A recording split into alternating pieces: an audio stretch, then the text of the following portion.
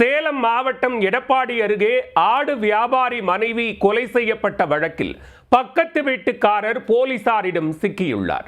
தனியாக இருந்த பெண்ணை கழுத்தை நெரித்து கொலை செய்த சம்பவத்தின் பின்னணி என்ன?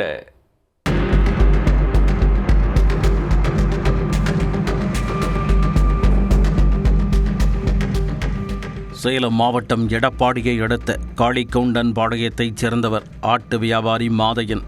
இவரது மனைவி சின்ன பொண்ணு. இந்த தம்பதிக்கு விக்னேஷ் என்ற மகனும் ஜமுனா என்ற மகளும் உள்ளனர். இந்நிலையில் 2 தினங்களுக்கு முன் இரவு ஆடு வியாபாரத்திற்காக மாதையன் மற்றும் அவரது மகன் விக்னேஷ் ஆகிய இருவரும் வெளியே சென்றுள்ளனர். வீட்டில் தனியாக இருந்துள்ளார் சின்ன பொண்ணு.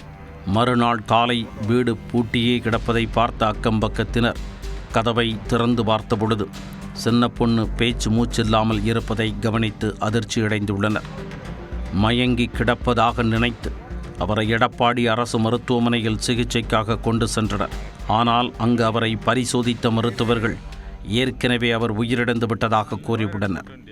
மேலும் உடல் முழுவதும் காயமாக இருந்ததால் உடனே கொங்கனாபுரம் காவல்துறையினருக்கும் தகவல் கொடுத்துள்ளனர். சம்பவ இடத்திற்கு வந்த கொங்கனாபுரம் போலீசார் உடலை உடற்கூராய்விற்காக சேலம் அரசு மருத்துவமனைக்கு அனுப்பி வைத்தனர். சின்ன பொண்ணுவின் வீட்டிற்கு கைரேகை நிபுணர்களை வரவழைத்து ஆதாரங்களை சேகரித்தனர். இதனிடையே பக்கத்து வீட்டுக்காரரான 43 வயதான காவேரி என்பவரை சந்தேகத்தின் பேரில் பிடித்து விசாரித்த போது திடுக்கிடும் தகவல்கள் தெரிய வந்தன.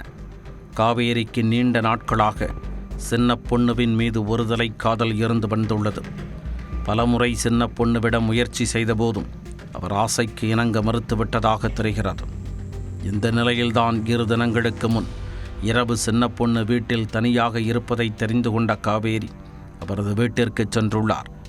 மதுபோதையில் இருந்த அவர் சின்ன பொண்ணுவை தனது ஆசைக்கு இணங்குமாறு வற்புறுத்தியிருக்கிறார். அதற்கு அவர் மறுக்க போதை வெறியில் அவர் மீது தாக்குதல் நடத்தியுள்ளார்.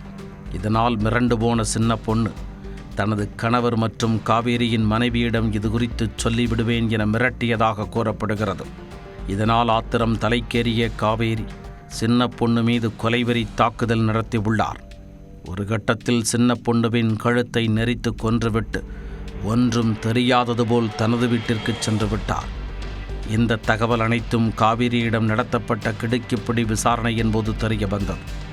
உடனடியாக காவேரியை கைது செய்த போலீசார் அவரை நீதிமன்றத்தில் ஆஜர்படுத்தி சிறையில் அடைத்தனர்.